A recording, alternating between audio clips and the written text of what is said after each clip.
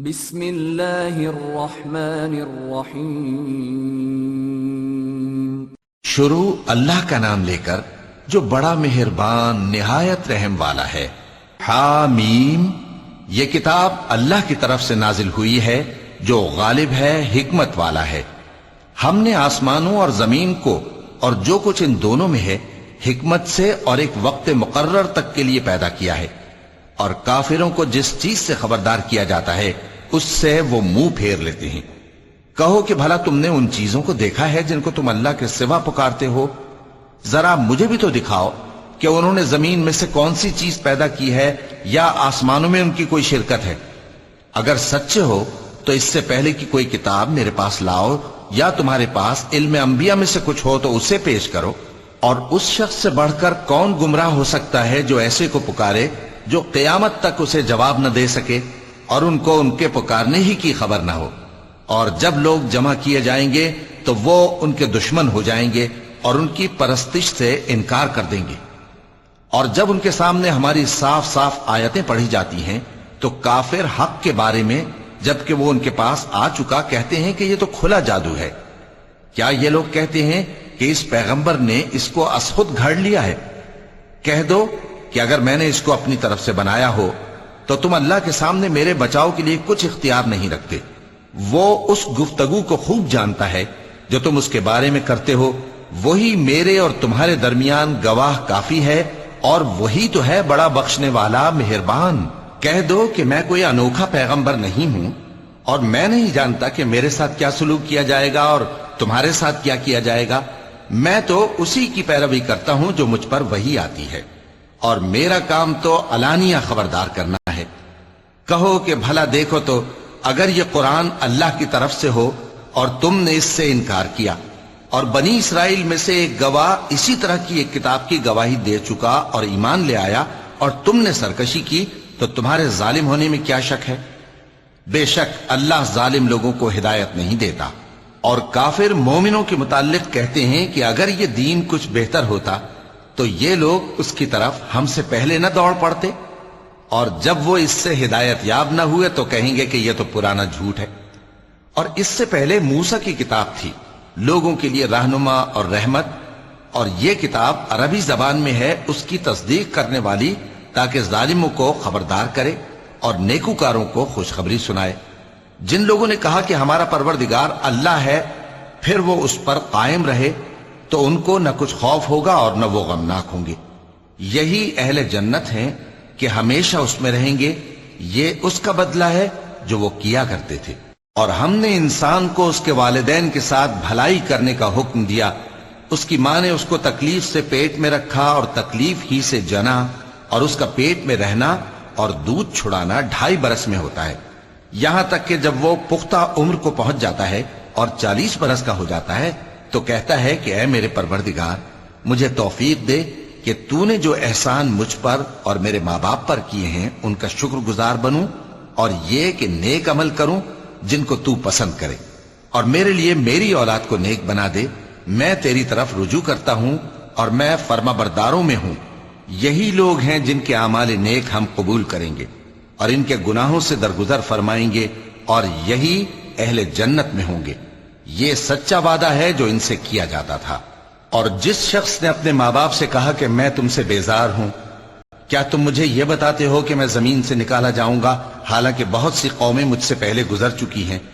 اور وہ دونوں اللہ کی جناب میں فریاد کرتے ہوئے کہتے تھے کہ کمبخت، ایمان لا، اللہ کا وعدہ سچا ہے۔ تو کہنے لگا یہ تو پہلے لوگوں کی کہانیاں ہیں۔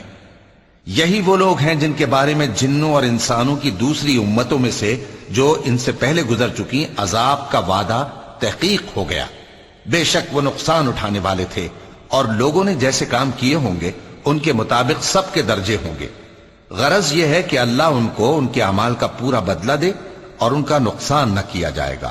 اور جس دن کافر دوزخ کے سامنے کیے جائیں گے تو کہا جائے گا کہ تم اپنی دنیا کی زندگی میں لذتیں حاصل کر چکے اور ان سے لطف اندوز ہو چکے، سو آج تم کو ذلت کا عذاب دیا جاتا ہے۔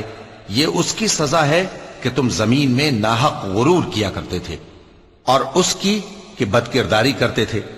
اور قوم عاد کے بھائی ہود کو یاد کرو کہ جب انہوں نے اپنی قوم کو سرزمین احقاف میں خبردار کیا اور ان کے آگے اور پیچھے سے خبردار کرنے والے گزر چکے تھے کہ اللہ کے سوا کسی کی عبادت نہ کرو، مجھے تمہارے بارے میں بڑے دن کے عذاب کا ڈر لگتا ہے۔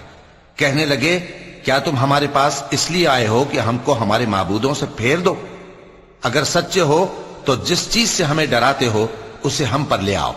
پیغمبر نے کہا کہ اس کا علم تو اللہ ہی کو ہے، اور میں تو جو احکام دے کر بھیجا گیا ہوں وہ تمہیں پہنچا رہا ہوں، لیکن میں دیکھتا ہوں کہ تم لوگ نادانی میں پھنس رہے ہو۔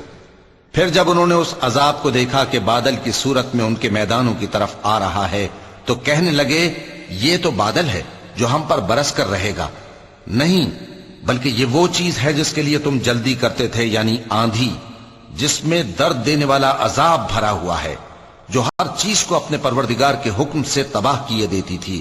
آخر وہ ایسے ہو گئے کہ ان کے گھروں کے سوا وہاں کچھ نظر نہیں آتا تھا۔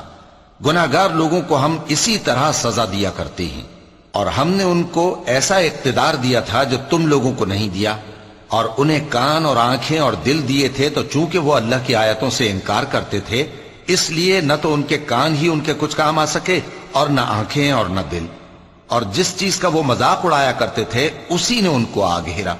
اور اے مکے والو، تمہارے ارد گرد کی بستیوں کو ہم نے ہلاک کر دیا، اور بار بار ہم نے اپنی نشانیاں ظاہر کر دیں تاکہ وہ رجوع کریں، تو جن کو ان لوگوں نے اللہ کا قرب حاصل کرنے کے لیے معبود بنایا تھا انہوں نے ان کی کیوں مدد نہ کی، بلکہ وہ ان سے گم ہو گئے، اور یہ ان کا جھوٹ تھا اور یہی وہ افترا کیا کرتے تھے۔ اور وہ وقت قابل ذکر ہے جب ہم نے جنوں میں سے کئی شخص تمہاری طرف متوجہ کیے کہ قرآن سنیں، تو جب وہ اس کو سننے حاضر ہوئے تو آپس میں کہنے لگے کہ خاموش رہو۔ جب پڑھنا ختم ہوا تو وہ اپنی برادری کے لوگوں میں واپس گئے کہ ان کو خبردار کریں۔ کہنے لگے کہ اے قوم، ہم نے ایک کتاب سنی ہے جو موسیٰ کے بعد نازل ہوئی ہے، جو کتابیں اس سے پہلے نازل ہوئی ہیں ان کی تصدیق کرتی ہے اور سچا دین اور سیدھا رستہ بتاتی ہے۔ اے قوم، اللہ کی طرف بلانے والے کی بات کو قبول کرو اور اس پر ایمان لاؤ، اللہ تمہارے گناہ بخش دے گا اور تمہیں دکھ دینے والے عذاب سے پناہ میں رکھے گا۔ اور جو شخص اللہ کی طرف بلانے والے کی بات قبول نہ کرے گا تو وہ زمین میں اللہ کو عاجز نہیں کر سکے گا، اور نہ اس کے سوا اس کے حمایتی ہوں گے۔ یہ لوگ کھلی گمراہی میں ہیں۔ کیا انہوں نے نہیں سمجھا کہ جس اللہ نے آسمانوں اور زمین کو پیدا کیا اور وہ ان کے پیدا کرنے سے تھکا نہیں، وہ اس بات پر بھی قادر ہے کہ مردوں کو زندہ کر دے؟ ہاں، کیوں نہیں، وہ ہر چیز پر قادر ہے۔ اور جس روز انکار کرنے والے آگ کے سامنے کیے جائیں گے تو ان سے پوچھا جائے گا کیا یہ حق نہیں ہے؟ تو کہیں گے کیوں نہیں، ہمارے پروردگار کی قسم یہ حق ہے۔ اللہ فرمائے گا کہ تم جو دنیا میں کفر کیا کرتے تھے تو اب اس کی وجہ سے عذاب کے مزے چکھو۔ پس اے نبی، جس طرح اور عالی ہمت پیغمبر صبر کرتے رہے ہیں اسی طرح تم بھی صبر کرو، اور ان کے لیے عذاب جلدی نہ مانگو۔ جس دن یہ اس چیز کو دیکھیں گے جس کا ان سے وعدہ کیا جاتا ہے تو یہ خیال کریں گے کہ گویا دنیا میں رہے ہی نہ تھے مگر گھڑی بھر دن۔ یہ قرآن پیغام ہے جو پہنچایا جا چکا، سو اب وہی ہلاک ہوں گے جو نافرمان تھے۔ صدق اللہ العظیم۔